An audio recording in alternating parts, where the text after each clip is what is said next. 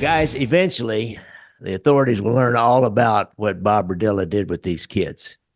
He killed his first victim on July the 5th, the day after the 4th of July, 1984.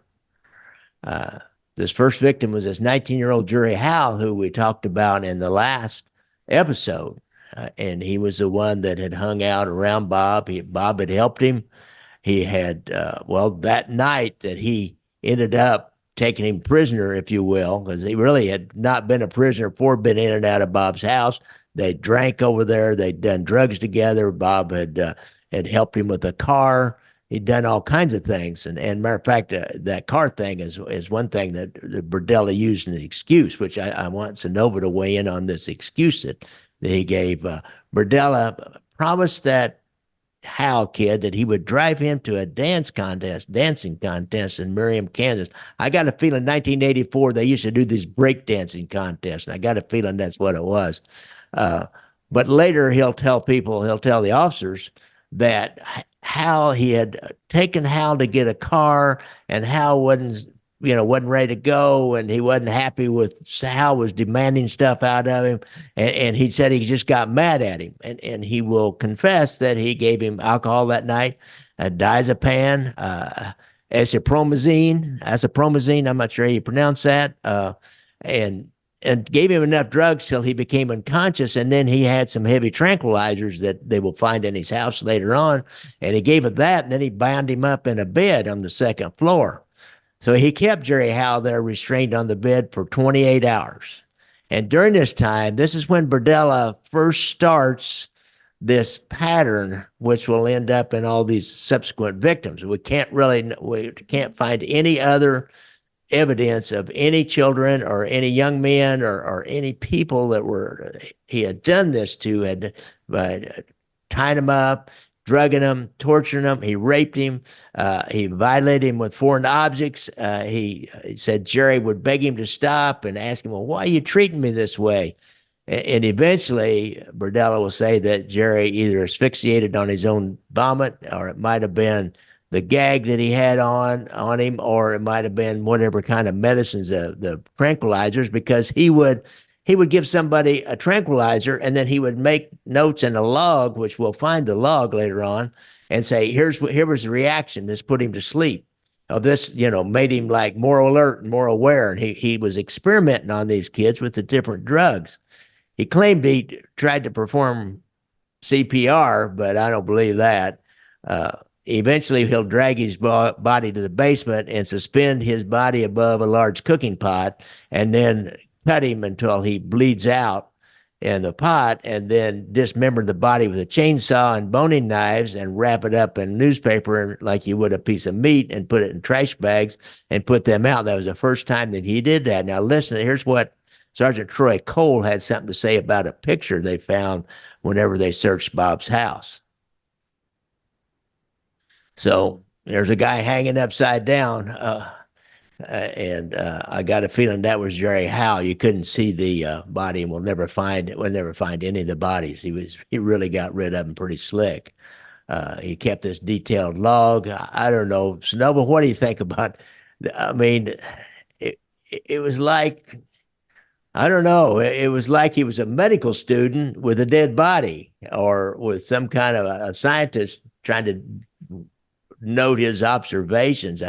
It just boggles the mind. Don't you agree?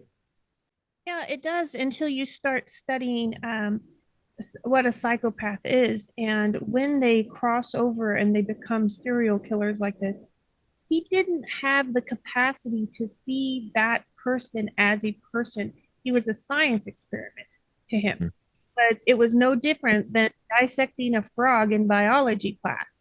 You know, and he had no empathy for that human being, and he had a little bit of a curiosity. He wanted to know what he could do, what he could get by with before this specimen died, and that's the way he looked at it.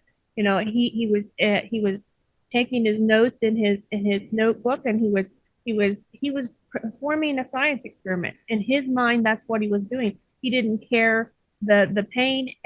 I would say in his mind, the way that worked, the more pain Jerry suffered, and showed it, the more he got off on it. Because that is the deep dark sickness of psychopathy. He had nothing, and it enticed him, it excited him, he wanted to do more. So in the situation where I said he may have done CPR, he may have, because he didn't want to let go of that power yet.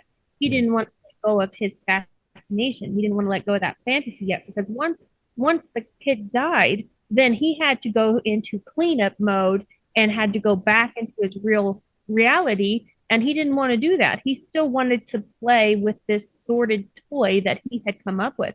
And that's the mind of a serial killer. And that's the reason why I tend to think more psychopath than sociopath, because he was getting off on taking notes of all those things. He wanted to see exactly how much torture a human could take before they were dead. And that's what he did to this first victim. And he would continue. And when you, I don't know how much you're going to get into, but you will get into all 6 of them. If you study those, that level of torture went up each time, because he's like, okay, well, so and so specimen 1 took this, so I'm gonna up this to this. I mean, he got to the point where he was giving electric shocks to these people. We'll talk about what he was doing to their eyes. I'm sure you'll get to that. And so he just took it to a point where he just wanted to see what would happen. And because he had no empathy, no remorse whatsoever. I mean, somebody normal sees somebody else in pain, and their first gut instinct is, "Ooh, oh my," and you automatically think, "Oh man, I've, just down to someone stubbing their toe, you're like, I cringe because, ooh, I've done that before. It hurts."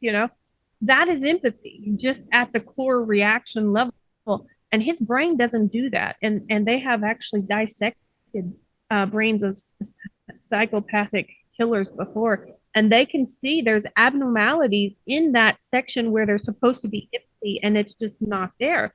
But then what makes it even worse is some psychopaths, the empathy portion of their minds isn't correct, but then that portion that is pleasure, that portion that gives out extra dopamine, that triggering mechanism that shows pleasure, that is heightened by somebody else's pain. So that over there is like amplified, but then the empathy's gone. So that's why you see someone who could look at another human being and torture it and be excited about it, because his brain was not wired like a normal brain. Even that's the reason why you have differences in people that have psychopathic tendencies and go become a CEO of a mega corporation and don't hurt physically anybody, versus you have somebody who has some of these same tendencies. They've got dark fantasies, and then they get off on hurting somebody. It's literally a difference in the wiring structure of the brain, and you can see it if you dissect it. And they have on several different serial killers after death. Obviously, we're not into. Let me tell you a little bit about how far this guy would go. Now, the next guy, it was April 10th. It was it was the next year, 1985, earlier in the next year. And this guy was 20 years old, and he was just renting a room there, and he would do that too. He would put a piece of paper on the local junior college and say, rent a room real cheap, or, do house chores and you can stay here for free. And so he was trying to get people like that, because I know a friend of mine today that went on that. He went over there to Berdella's house, and he said he looked around, he said it was creepy and it was just too dirty. And he just said, "Oh, okay, thanks," and left. But he dodged a bullet. But see, he caught the creep factor. He caught that there was something wrong. Everybody did. Now, the next guy, Robert Sheldon, he stayed there for a while, and he didn't really care for him. He didn't really like him, but he wanted to, partly because he didn't like him, he then drugged him and held him captive. And really, I mean, it was bad with him. This next kid, they put drain cleaner in one eye, put needles under his fingertips. He bound his wrist with piano wire so tightly that it just would have damaged all the nerves. He filled his ears with caulking so he couldn't hear anything. it was just over the top. Finally, he was afraid that guy would yell out. There were some workmen that were coming to work on his house, so he went ahead and strangled him and dissected his body and threw it away. And then about a few months later, a couple months later, he finds a kid out in his tool shed looking for shelter from a snowstorm or a thunderstorm, and this was just a street kid. And I think he knew about Berdella. He knew Berdella. Other street kids had been over to Berdella's house, and Berdella had bought him booze and done drugs with him. And so Berdella invited him in, and right off the bat, he gives him some drugs to relax him and calm him down. And pretty soon, he's got this kid. That very first night, he didn't take any time. He's got this kid. Here's where he starts with the electrical shocks, wires his nipples up with alligator clips, and he experiments with the hypodermic needles, sticking them into various muscles on his back. And he said he dies, within a day or so. It's just the brutality is just getting more and more. I think the next one, he kept him alive 3 days, and he fed him crushed tranquilizers and then tied him to the bed and tortured him straight almost for 27 hours with his electrical shocks to his shoulders, to his testicles, to his nipples, to hypodermic needles into his neck and his genitals. It was just, said the guy became delirious. This is Berdella saying, and he also sexually assaulted him. Some of them he'd sexually assault, some of them he wouldn't. Some of his entries, he'd say, very delayed breathing. And here's one thing that he took home from his work. He had been a chef, and when you threw something out, sometimes you throw some food out, you say 86 at, I think it comes from the military. And he noted when this guy died, he wrote 86 in the torture logs that he kept. It was just, as you said, it just got more and more and more. And it took on more of a sexual element at the later people. I think he was picking people that he was kind of attracted to later on, because he said this one guy, he wasn't even attracted to him. He didn't know why he did it, and he didn't really have any sex with him. But I don't know. That's the sexual element into it also. I don't quite understand that, but Well, it's an addiction, is the thing, and addiction progressively gets worse. If you don't do something about it, it progressively gets worse. And what happens is you don't get the same high from the first time you take the drug. You don't get the same high the second time. So then you have to take more to get that same high. Well, it's the same way with these things. He was getting a high off of committing as much pain to this other person as he could, as much pain as he could get. And then that person died. He had this unfulfilled, I'm not done yet. And so he had to go get another one. And then he needed to do more to get that same feeling. And so it's an addiction. It's a sadistic addiction that it's going to get worse and worse. We say, well, he only lasted 4 years from 84 to 87. So 3 years or whatever. I can't imagine what kind of evil things he would have been doing now if it hadn't caught him in 87, because everything really? worse and worse and worse. It never stays the same. I can't imagine the horrible things he would have come up with if he hadn't got off the streets in 87. If he'd been on the streets for another 10 years, I can't imagine the horrific he would have been doing by then. Really. Let me tell you a little bit about this one guy. You mentioned the guy that fought back. It was an interesting retaliation that this young man had. Larry Wayne Pearson, he was from Wichita, and Berdella will later say that he made his decision because Pearson talked about being a gay basher and robbing gay men on the streets when he used to live in Wichita, and he said that's when he decided to take him and tie him up, and so he started out the usual thing, doing drugs and Berdella would get enough drugs in him that the guy would be incapacitated, and then he tied him up. And he started injecting his larynx with the drain cleaner and the torture with the transformer and all that. But he got a lot more aggressive. He broke his bones in his hands with an iron rod, and he Pearson kind of like he played along. Then he realized he needed to do something, and he started cooperating with the sex. And so he was giving oral sex to Berdella, and Pearson bit down into his penis, and Berdella immediately killed him with he had some kind of a club right there. He said he had a tree limb or something, and then he suffocated. He knocked him down with a tree, a branch or something, and then he immediately suffocated him. And then he went to the hospital, which will be part of his undoing and part of they making the case on him when he went to the hospital that night. Dismember his body. So immediately, as soon as this guy bucks back up, he kills him immediately. And that was next to the last guy, the next guy that he gets.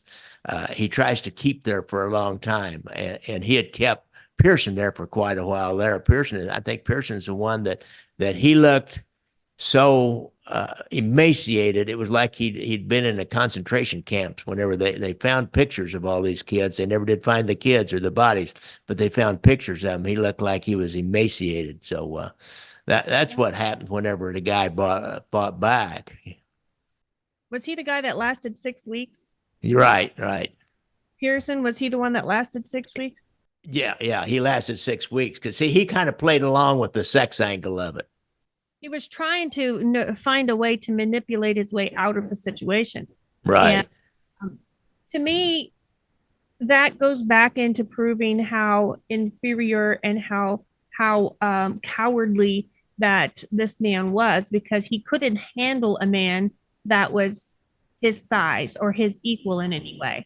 And so you've got a man who is obviously more powerful than he is, because it took drugs and massive amounts of torture to keep him where he was, but he still had enough wherewithal to fight back in the only way that he could at that time. And so he wasn't going to have that. It was getting out of control. He wasn't superior anymore. He wasn't all powerful anymore. So this guy had to go, and that goes right back to the psychopath. He had no empathy whatsoever. There was no way that man was going to negotiate his way out. There's just no way. But he didn't know what he was dealing with. But when you've got someone like that, they literally don't have the feeling of empathy. It's not there. It's not that they have kind of been traumatized and they're not very, very empathetic person, or they, that it's kind of glossed over. It's just flat out not there. And so when it comes to somebody going to stand up and try to fight back in whatever capacity, he wasn't going to have it. And so to me, that was, the man couldn't, I don't think the man could have manipulated his way out of the situation anyways. I really don't think he could have. But he, by trying to stand up, he actually finished himself off, is what he did, because Berdella wasn't going to have that. Really? So let me tell you about the last one before he gets caught. He gets this kid named Christopher Bryson. He's a street kid. He's been a male prostitute. He does a lot of drugs, a lot of alcohol, and he, gets picked up by Berdella, and Berdella, they do stuff together, and Berdella promises him that he's going to pay him for some sex, and he takes him over to his house, and when he gets him over to his house, he knocks him unconscious with an iron bar and binds him up to the bed. This bed's up on the second floor, and swabbed his eyes with ammonia, and just to get his attention, he told him, he said, these are the things you need to think about, you, me, and this house, and nothing more. And he said something about, I've gone this far with other people and they're dead because they made mistakes. So you have to, he has trying to intimidate him into cooperation, because there's a real sexual angle to this with this Christopher Bryson for whatever reason. And he would every day, he had him for several days. He would come in and tie his hands in front of him and then perform anal sex on him, and then he'd go off and go to work, go into his, leave him there alone and go into his store over at the flea market. They call it the flea market, where his store was. And this guy, he convinced Berdella to leave the television on in the room with a remote control so he could at least watch television while they were there. And I guess Berdella had left some book of matches in the room, and the guy saw it. And the guy also was restrained with a dog collar and a chain. as well as his hands were tied. But Berdella left him enough freedom of movement he could get those matches, and he burned through his bindings and got out, and ran naked, jumped out of the second floor window, broke a bone in his foot, had nothing on but a dog collar and a chain. He's ran toward a meter reader walking the other side of the street, shouting, "Call the police, call the police." Can you imagine driving down the street or walking down the street? Got to a neighbor's house, and then they called the police. And it's just, I can't even imagine what those guys thought. But I'll tell you what they thought initially, because all cops think the same thing when you get into something like this. You think, oh, this is some kind of a sex games has gone wrong, and now he's wanting to cry like he's a victim here. And that's just immediately the first thing that pops in your mind. I think it's a defense against the horrible nature of what's been going on. I don't know, but he told them, and they took him down the second floor to the sex crimes. And go ahead. Sometimes that's actually what happens. Yeah, that's true. I put myself in this situation, but now I don't like it. So poor pitiful me, I'm a victim. Yeah, that happens a lot. So you can't really blame law enforcement for that being their first thought, because that happens quite a bit. Yeah. By he put bleach in his eyes, or what'd you say? Ammonia. He swabbed him with ammonia just initially to say, this is what you're in for. You need to cooperate. How did he get anywhere? I mean, because wouldn't that blind you? Well, I don't think it permanently blinded him. I think his tears probably washed it out, because he was watching TV. Matter of fact, interesting. He wanted to watch the basketball games. It was during March Madness. I think the final four were in Kansas City that year, and he was wanting to watch the basketball games. And he convinced Berdella to leave the TV on and remote there and let him watch the basketball game. See, this one guy, for whatever reason, Berdella eased up on him. He continued to rape him every day. He tortured him to a greater or lesser extent than some of the others. He injected his throat with drain cleaner so he didn't keep him from screaming out loud. But he also seemed to want to keep him around for a while. I'd say he was probably attracted to the guy, and the guy, he may have met somebody that was just that had enough of the same manipulative techniques that he was going to prolong his life as long as possible. But yeah, just like Larry Pearson. Larry Pearson did that too. Yeah. I think if he had lasted longer in that bed, that he would have probably done the same thing, maybe even more, because it always progresses, it always gets worse, it never gets better. And so I'd say he was going to go down the same road if he had been there longer. So let's talk about what happens. How did they arrest the guy? How they get the guy? What did he say? Did he admit to anything? What happened there? Well, they initially, a little police procedure here. You got somebody like that, and he's making this claim, and it's the man that lives in this house across the street. So of course, you call the sergeant over there. Sergeant will say, okay, we send this guy to the hospital. Somebody go down and sit with him in the hospital and talk to him and keep track and mind him, and call sex crimes. And then you get a couple more guys and say, you sit on the house till we get some more help out here, maybe get the TAC unit or somebody. And so they put two guys just sitting on the house, and Mark Carr just sitting out in front, basically. And pretty soon Berdella comes driving home from work. He's not thinking about anything. It wouldn't be unusual to see a couple of police cars sitting in the neighborhood, even close to your house. So he pulls up in his driveway, and they jump out and find, he's Bob Berdella, and say, okay, you got to come with us. And so they take him downtown. And of course, he immediately tries to play it off as just what I said, some sex games that went wrong. But they've got a detective down there at the hospital, and he's, saying some really horrible stuff, really detailed, horrible stuff, until they're getting the idea that, and that this may be real.